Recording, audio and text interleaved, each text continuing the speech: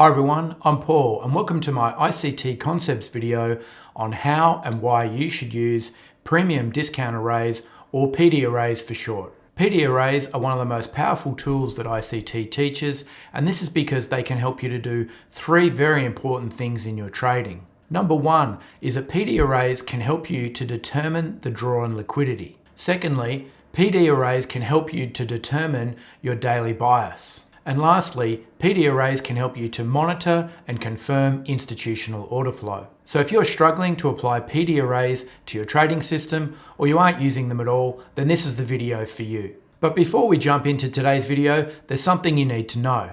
I work really hard at putting these videos together for you, and I know that they provide a lot of value. But you need to know that these videos aren't free. Now the great news is you don't need to pay with any money. All you have to do is subscribe to my channel and give it a like. That's it. Let's call this our gentleman's agreement or our lady's understanding. This is our social contract because I can't look over your shoulder and make sure you're doing it. That'd be creepy. So I'm trusting you to do the right thing, and that's our agreement or our understanding. So I'll keep making high value videos for you and you'll keep liking and subscribing, which sounds like a pretty good deal to me. And besides, everyone's doing it, and so you should too. Lastly, if you'd like to hear more from me and join a community of like-minded traders, then make sure you check out the link in the description where you can subscribe to my free weekly newsletter and to join our Discord. Now that that's out of the way, let's jump into today's video. So we'll just run through a brief outline of today's video. So today's ICT concepts video is on premium discount arrays or PD arrays for short. And to start off, we'll do a quick review of dealing ranges. We'll then discuss the importance of time and then unpack exactly what is a PD array, which leads us into why you should use PD arrays and then of course how you should use PD arrays. And then finally, we'll just run through some of my advice on how to use PD arrays, as well as some examples to help illustrate some of the points that we've made throughout the video. So we'll just start off today's video with a quick review on dealing ranges. Now I've covered dealing ranges in a separate ICT concepts video. I'll put a link for that in the description. So if you haven't watched that video yet, I suggest you probably watch that one first before you jump into PD arrays, because that's kind of a foundational video. But for those of you who have seen that dealing range video, this will just serve as just a quick review. So just remember our dealing range, we cast that across our chart, and that helps us to break down our premium and our discount zones. And obviously at our 50% level, we have our equilibrium. Now within our dealing range, we have our internal range liquidity. So it's obviously going up from the 50% level to the top where we would have our swing high traditionally, or from equilibrium down where we would have our swing low. And obviously outside those points is where we have our external range liquidity. Now, when we're using our dealing ranges or our PD arrays, it's critical that we remember the importance of time. Now, remember from ICT's teachings, we always look at time first and then price. And the way we do that is we look back from the current price. So we look back 20 days, 40 days, and then 60 days. And we're using this cast back of 20, 40, and 60 days to help to determine our dealing range. Now remember, a dealing range is only formed once the buy side and the sell side liquidity has been taken. Then once we've determined our dealing range, as we mentioned in the previous slide, we then separate that into a premium, a discount, and an equilibrium. So now that we've completed our analysis of our 20, 40, and 60-day look back to determine where we should apply our dealing range, now we'll look at incorporating our PD array to our analysis. And so that begs the obvious question of what is a premium discount array or a PD array anyway? So very simply, a PD array is a hierarchical matrix of a number of ICT's concepts applied to both the premium and the discount part of the dealing range. So we're not going to go through what each of the PD arrays are in this video. They're actually topics almost of their own for subsequent videos, but you can see that both above and below equilibrium, we have a ranked stack of ICT's concepts or PD arrays running from equilibrium both to the old high and down to the old low. Now don't worry if this feels like a lot of information to take in one sitting. We'll go through some practical examples at the end of the video and bring all of these concepts together. So now we understand that a PD array or a PD matrix is essentially a hierarchical stack of ICT's concepts within the dealing range, both above equilibrium and below equilibrium. And so then why should we use a PD array in our trading or in our trading system? Well, the primary reason why we should use PD arrays in our trading is that we know that price will always draw to the unmitigated or unbalanced parts of the PD array. And this is really valuable for three reasons. It allows us to identify the draw and liquidity, it helps us to determine our bias, and it also helps us to monitor and confirm institutional order flow. And so now we know what a PD array is, why we should use it. Well, the next logical question is how should we use a PD array in our trading? The way we do this is once we've determined the dealing range on our chart, we then locate the various PD arrays both above and below the current market price, so in our premium and in our discount zones. Now, the important thing to remember is that you can't force the PD arrays onto your chart. They're either there or they're not. So don't worry if you don't see all of them on your chart. They're not always going to be present. Sometimes there'll only just be a few, and that's totally okay. And one of the most important applications of how we use PD arrays in our trading is that when markets are bearish, we're working from a premium to a discount, and when markets are bullish, we're working from a discount to a premium. And so when we approach our analysis in this way, it's going to help us to determine what the draw and liquidity is going to be in terms of which PD array are we going to draw to next. And the thing to remember is that once a PD array has been exhausted or it's been rebalanced, is that we need to look to another PD array. And finally, just remember that price will always seek the most optimal PD array in our dealing range. So in today's video so far, we've run through what a PD array is, why we should use it, and then of course how we should use it. And so finally, before we jump into some actual examples that'll help to sort of consolidate some of these concepts for you, I'll just run through some advice on using the PD array based on my own experience. And the first point, and probably the most important, is that price has to respect the PD arrays. And the reason why this is so important is because if price is respecting the PD arrays, this means that we can determine with much greater certainty the draw and liquidity, our bias, and also institutional order flow. And so what does that actually mean? Well, if we have a bullish bias, that means that we'd be expecting price to respect those bullish PD arrays. Now, if this wasn't the case, so if price wasn't respecting those bullish PD arrays, that means that the order flow was changing or it's already changed. And so that's why whether price is either respecting or not respecting those PD arrays is a really valuable piece of information.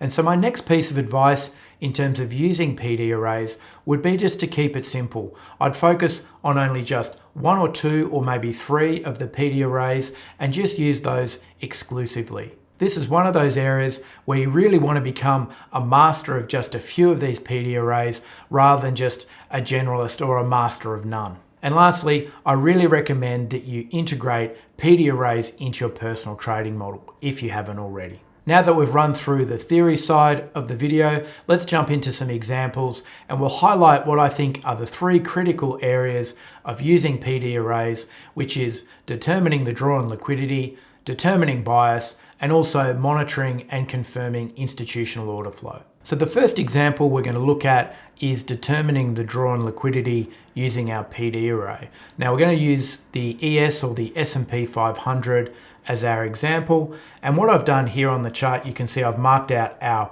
look back, so our 20, 40 and 60 days. And so we're going to cast back, and this is going to help us to determine our dealing range. Now we can see inside that 40 days, we have our buy side liquidity has been taken here. We have our swing high there.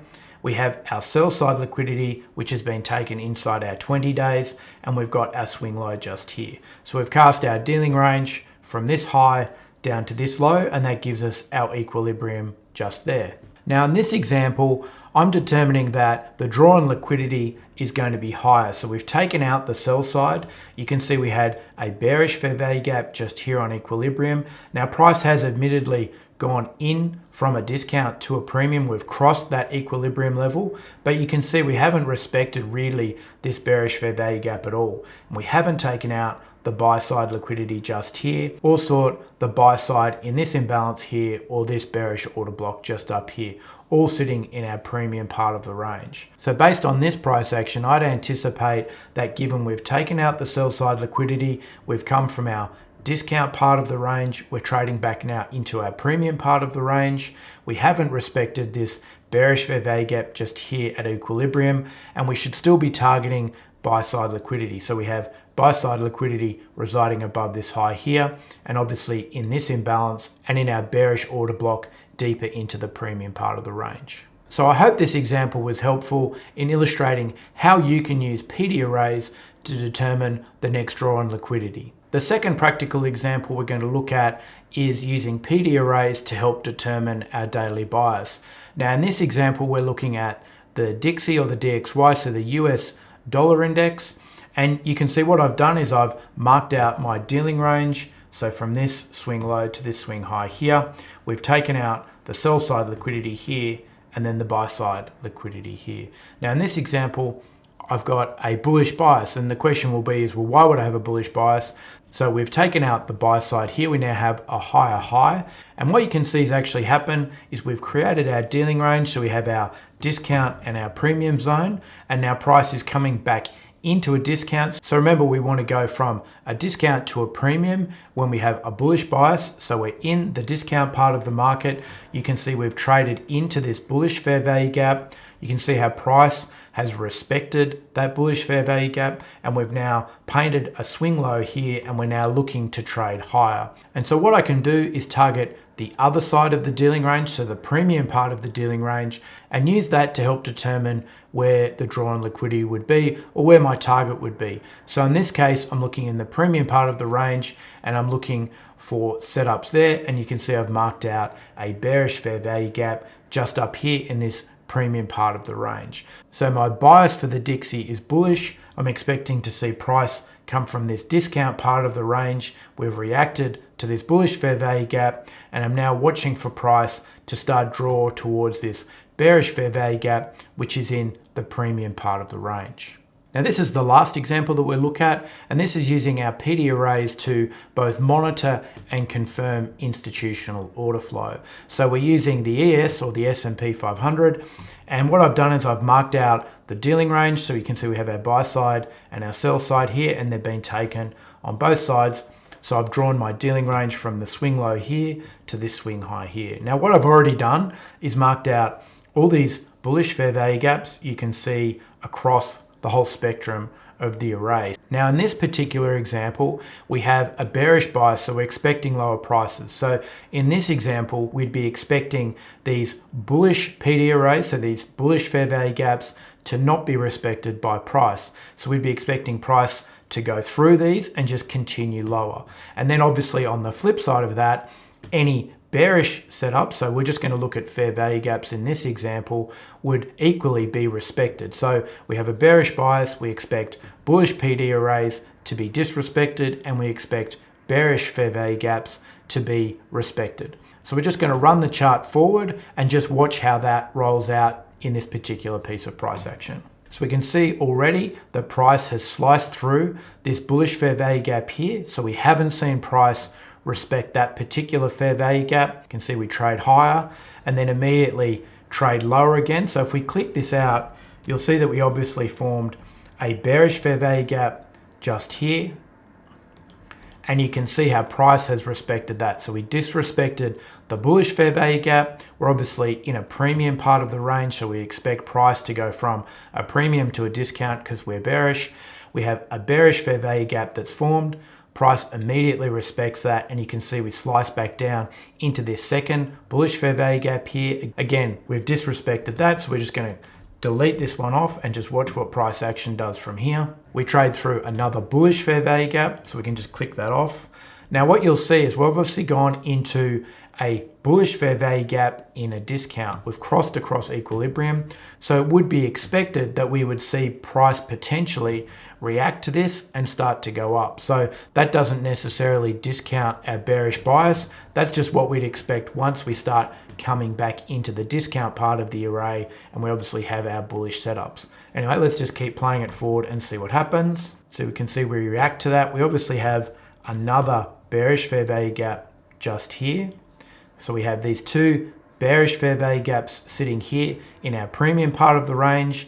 We have these bullish fair value gaps sitting down here in the discount part of the range. So let's just see what price does. So we can see we react to that. We touch into this upper fair value gap. We trade through this one. So we're respecting these bearish fair value gaps, again, which are in a premium part of the range.